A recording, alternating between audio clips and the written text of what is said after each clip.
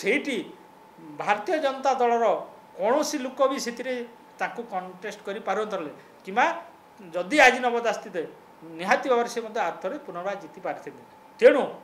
এইটি যদি আমি কহবা সেমানে যে কথা কৌঁচন্তি সেইটা তাঙ্কর লোক সেটি কেমতি জিতিকি আসবে সেই প্রকার ষড়যন্ত্র করিকি নব দাসকে সেমানে লুকামিতে হয়তো সেমানে কূট চক্রান্ত করছে। সরকার এবে বিজু জনতা দল তো গত সরকার থিলা তা যা উপরে ইনকোয়ারি করছন্তি যা রিপোর্ট দেইছন্তি এবে সিবিআই ইনকোয়ারি ପାଇଁ দীপাଳି ତାଙ୍କର କହି ସାରିଲେଣି যেহেতু ଭାରତୀୟ ଜନତା ଦଳର ସରକାର ଚାଲିଛି ଏବଂ ସେହି ଦଳର ଅନେକ ନେତାମାନେ ମଧ୍ୟ ସେ ବୟାନବାଜି ଦେଉଛନ୍ତି ଆମେ ସିବିଆଇ ଇନକ୍ୱାରି କରିବା ତାଙ୍କର ପର୍ଦ୍ଦାଫାଶ କରିବା ତାହେଲେ ସରକାର ଏଥିରେ କରିବାର କିଛି ଅସୁବିଧା ନାହିଁ। ତେଣୁ ଦୀପାଳି ବି କହିସାରିଲେଣି ମିଡ଼ିଆ ଆଗରେ କହିସାରିଲେଣି ତେଣୁ ସରକାର ସିବିଆଇ ଇନକ୍ୱାରି କରିବାରେ ଏଥି କିଛି ମାନେ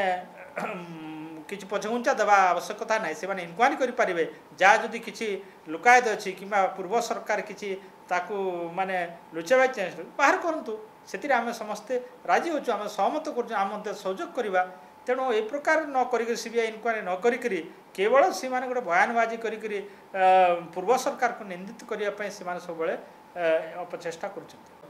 ନାଇଁ ନାଇଁ କିଏ ସେମାନେ ଯଦି ସେମାନେ ଜାଣିଛନ୍ତି ନାମ ପ୍ରକାଶ କରନ୍ତୁ। ଆଉ ମୁଖ୍ୟମନ୍ତ୍ରୀ ଯଦି ହେବା ପାଇଁ ଯଦି ସେମାନେ ନବ ଦାସକୁ ହତ୍ୟା କରାଗଲା ବୋଲି ସେମାନେ କହୁଛନ୍ତି ମାନେ ସେମାନେ କିଏ ତାକୁ ସାମ୍ନାକୁ ଆଣନ୍ତୁ ଆଉ ସେ ଉପରେ ସେମାନେ ଇନକ୍ୱାରି କରନ୍ତୁ ସେମାନେ କି ପ୍ରକାର ଷଡ଼ଯନ୍ତ୍ର କରିଥିଲେ କ'ଣ ସବୁ ଘଟଣା ହେଇଥିଲା କାହା ମାଧ୍ୟମରେ ସବୁ ହେଇଛି ସବୁ ତଥ୍ୟ ଗୁଡ଼ାକ ବାହାର କରନ୍ତୁ। ଏବଂ ନବ ଦାସ କେବେ ତ ମୁଖ୍ୟମନ୍ତ୍ରୀ ପାଇଁ କେବେ ଲବି କରିବା ମୁଁ ବିଧାୟକ ଭାବରେ 2019ରୁ ସାଂଗଠନିକରେ ଥିଲି ଏବଂ ମୋର ଘନିଷ୍ଠ ମଧ୍ୟ ସେ ତେଣୁ ତ ଆମେ କି ଆଭାସ ବି ପାଇନୁ ଯଦି ଭାରତୀୟ ଜନତା ଦଳର କୌଣସି ନେତାମାନେ ସେ ଆଭାସ ପାଇଛନ୍ତି ନିହାତି ଭାବେ ସେମାନେ ଜାଣିଛନ୍ତି ସେଟା ପ୍ରଘଟ କରନ୍ତୁ ନହେଲେ ସେମାନେ ମଧ୍ୟ ସେଥିରେ ସାମିଲ ଅଛନ୍ତି। ଯେହେତୁ ସେଠିରେ ନବ ଦାସ ଥିଲା ପର୍ଯ୍ୟନ୍ତ କୌଣସି ଲୋକ ଇଭେନ୍ ଆମର ଯେତେବେଳେ ବିଜେଡ଼ି ଶାସନରେ ଥିଲା ସେତେବେଳେ ମଧ୍ୟ ନବ ଦାସ ସେଠିରେ କଂଗ୍ରେସ ଜିତୁଥିଲେ ଏବଂ ପରବର୍ତ୍ତୀ ସମୟରେ ବିଜୁ ଜନତା ଦଳର ସାମିଲ ହେଲା ପରେ ମଧ୍ୟ ସେ ଆମର ବିଜୁ ଜନତା ଦଳରୁ ଜିତିକିରି ଆସୁଥିଲେ। ତେଣୁ ସେଇଠି ଭାରତୀୟ ଜନତା ଦଳର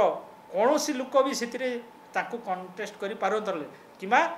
ଯଦି ଆଜି ନବଦାସ୍ତିତେ ନିହାତି ଭାବରେ ସେ ମଧ୍ୟ ଆର୍ଥରେ ପୁନର୍ବାର ଜିତି ପାରିଥିଲେ। ତେଣୁ এইটি ଯଦି ଆମେ କହିବା ସେମାନେ ଯେଉଁ କଥା କହୁଛନ୍ତି ସେଇଟା ତାଙ୍କର ଲୋକ ସେଠି କେମିତି ଜିତିକି ଆସିବେ ସେହି ପ୍ରକାର ଷଡ଼ଯନ୍ତ୍ର କରିକି ନବ ଦାସକୁ ସେମାନେ ଲୁକାମିତେ ହୁଏତ ସେମାନେ କୂଟ ଚକ୍ରାନ୍ତ କରିଛନ୍ତି। ସେ ତାଙ୍କ ଦଳ ଲୋକ ହେଇଥିବେ ସେ ଆଉ କିଏ ଯେଉଁମାନେ ସେ ଶାସନ ଗାଦିରେ ବସିଛନ୍ତି ଆଜି ଏବଂ ତାଙ୍କର ସେହି ପ୍ରକାର ଯେଉଁ ଆମେ ସେଇଠି ରାଜନୀତି କରିବା ଯେହେତୁ ଆପଣମାନେ ଜାଣିଛନ୍ତି ଯେ ଝାରସୁଗୁଡ଼ା ଆପଣଙ୍କର ଫ୍ୟାକ୍ଟ୍ରି ହେଲେ ଏରିଆ ଆଉ ସେଠି ସବୁ ପ୍ରକାର ମାନେ ଖଣି ଖଦାନ ସବୁ ଅଛି ତେଣୁ ଯେଉଁମାନେ ସେଠି ଲୋଲପ ଦୃଷ୍ଟି ତାଙ୍କର ପକାଉଥିଲେ ସେମାନେ ସେହି ପ୍ରକାର ଷଡ଼ଯନ୍ତ୍ର ହୁଏତ କରିପାରିଥିବେ କିନ୍ତୁ ଓଲଟା ସେମାନେ ଆଉ ନିଜର ଦଳକୁ ଆମେ ଯେଉଁ ଦଳରେ ସେ ବିଜୁ ଜନତା ଦଳରେ ଥିଲେ ସେ ଦଳକୁ ସେମାନେ ନିନ୍ଦିତ କରିବାର ଏଇଟା ଠିକ୍ ନୁହେଁ ସମୀଚୀନ।